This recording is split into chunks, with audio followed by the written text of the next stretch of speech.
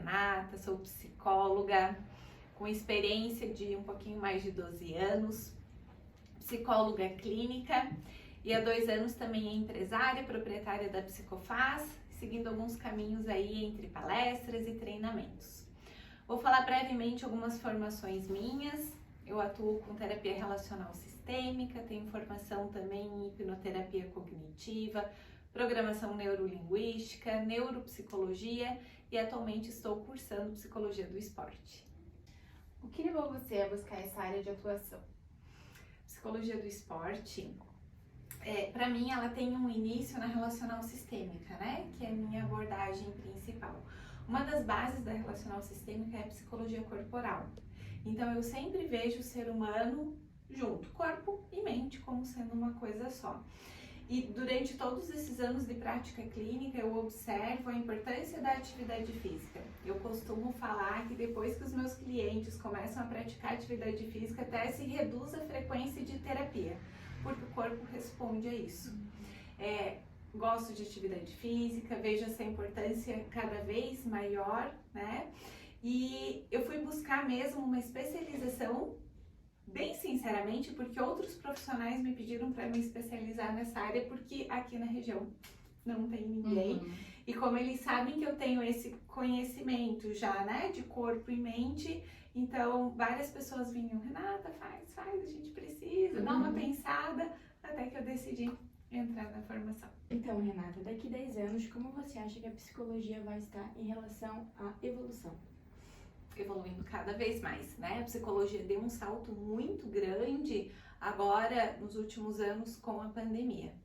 Esse é até um dos motivos de nós termos aberto a clínica, porque aumentou muito a demanda, está se quebrando preconceitos, as pessoas estão vendo a real necessidade de se procurar um psicólogo. Na pandemia também aconteceram muitas coisas e que vão gerando traumas, vão gerando mudanças na população. Então eu costumo dizer que a psicologia vai estar em ascensão, no mínimo, até as crianças da pandemia ficarem adultas, mas com certeza não para por aí. Então é uma área que com certeza está em constante evolução, em constante crescimento, aumentando os estudos e as pessoas, sim, ainda bem, quebrando esses preconceitos, deixando eles de lado e procurando ajuda, procurando evoluir. Como que você lidaria com o processo da derrota do atleta, né? Derrota faz parte, né? Nenhum atleta ganha 100% das vezes, e se ganhasse, que graça que teria. Então é aceitar que esse é um processo natural, aceitar que a gente sim gosta de ganhar, mas nem sempre isso vai acontecer, e que numa derrota nós temos que usar aquilo para aprender. Eu vou lá, eu vejo aonde eu falhei, aonde eu poderia ter feito melhor, aonde eu poderia ter me dedicado mais, eu analiso aquela situação e eu procuro a partir daí melhorar, a partir daí evoluir. Então eu vou ver se eu tenho que treinar mais, se eu tenho que controlar o meu emocional, se eu tenho que controlar a minha ansiedade, o que me abalou, aconteceu algum problema pessoal que eu não consegui separar no momento da competição. Mais ou menos nesse sentido, lembrando que cada caso é único. Para ti, como é lidar com lesões e processos de reabilitação? Então, a minha prática é sem uma formação específica na área de psicologia do esporte, né? Mas por tudo que eu já estudei em conversas, inclusive com outros profissionais, educadores físicos, médicos, fisioterapeutas, e por tudo que eu já observei em consultório, o principal, o ponto-chave é o medo que o atleta tem em se lesionar novamente. Então, às vezes fica aquela dor fantasma, fica alguma dor que não existe. O principal ponto que nós temos que trabalhar é, sim, com o medo. Tirar esse medo, ver que aquilo é algo que já passou, que já está sendo feito um trabalho de reabilitação. Vejo esse como sendo o ponto principais nas recuperações de lesões. Quais as atribuições e quais as atividades que você desenvolve? Então, sou psicóloga clínica, né? Atendo adultos e casais. E há 2 anos e pouquinho nós abrimos a Psicofaz. Então agora eu também sou empresária, atribuições como qualquer empresário tem. Dentro da clínica eu também atuo como responsável técnica, então eu dou um suporte e supervisão para todos os psicólogos. Com a Psicofaz também eu consegui conciliar a minha paixão da clínica e da organizacional. Então, atualmente, além de ser empresária, psicóloga, também estou atuando como palestrante, como fazendo treinamentos, né? Nós trabalhamos com várias empresas parceiras. Como, quando e onde foi a sua graduação e especialização? Diferente do que imaginava, foi desafiadora? Foi desafiadora, como sempre, né? Mas sempre foi muito gostoso.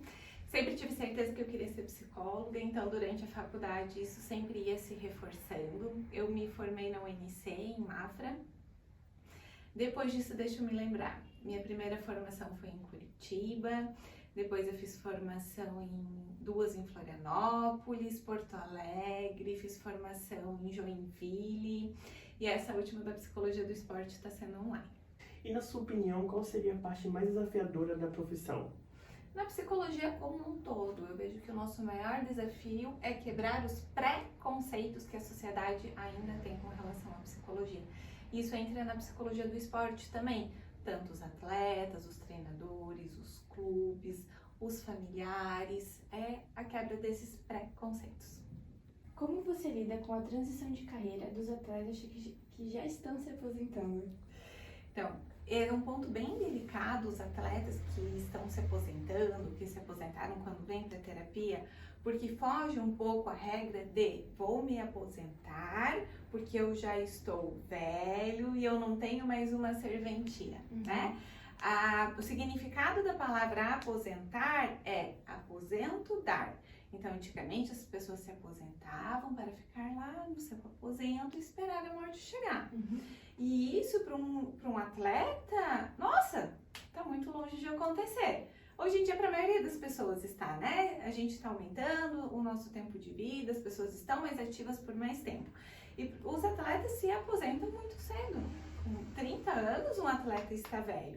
Então, primeiro a gente trabalhar isso, ver que ele está velho para o esporte e não para outras coisas. Então, quando eles buscam ajuda previamente a isso, já vem uma organização financeira, que outras coisas eles podem fazer, como eles podem trabalhar. E essa aposentadoria implica em várias coisas. Por exemplo, é muito comum atletas ganharem muito peso depois de se aposentarem. Porque não tiveram uma preparação emocional para dar conta do financeiro, da comida, do emocional, do esporte. Geralmente eles largam tudo e acabam ficando em segundo plano. Então é bem necessário que eles procurem essa ajuda o quanto antes possível. Qual a situação mais difícil que você já vivenciou em relação à psicologia do esporte?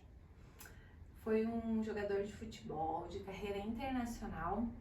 Ele paralisou a carreira dele por conta da pandemia. Na volta ele se lesionou e tivemos que adiantar os planos de uma aposentadoria, né? Ele não parou totalmente de jogar, mas esse processo, essa decisão, assim, não é mais o meu tempo, eu preciso abrir mão de algumas coisas. Junto nesse processo, ele passou por uma separação. Então, na psicologia do esporte, vejo esse como tendo sido o meu maior desafio até aqui.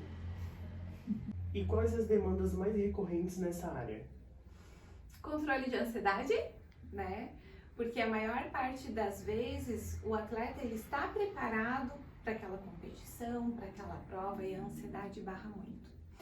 Junto com isso também os problemas pessoais. É muito comum um problema pessoal atrapalhar no momento da competição, no momento da prova. Por isso que alguns atletas ficam longe de tudo, ficam afastados, reclusos, quando são provas mais importantes. A melhora de performance também está muito ligada com o nosso emocional. Trabalhando o nosso emocional em psicoterapia, nós melhoramos sim performance. E o trabalho de recuperação de lesões. E para finalizar, qual o conselho que você daria para nós que estamos iniciando a nossa carreira agora, estudando, né, nos galgando os primeiros passos? Qual o conselho que você pode dar para a gente? É um conselho, uma dica que eu dou para qualquer profissão. Se você gostar daquilo que tu faz, se você se dedicar, se você tiver um diferencial, não tem como não dar certo.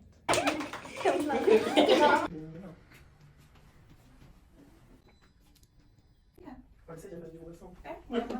Deixa eu pegar no sério para o esporte, não para outras coisas. E para final,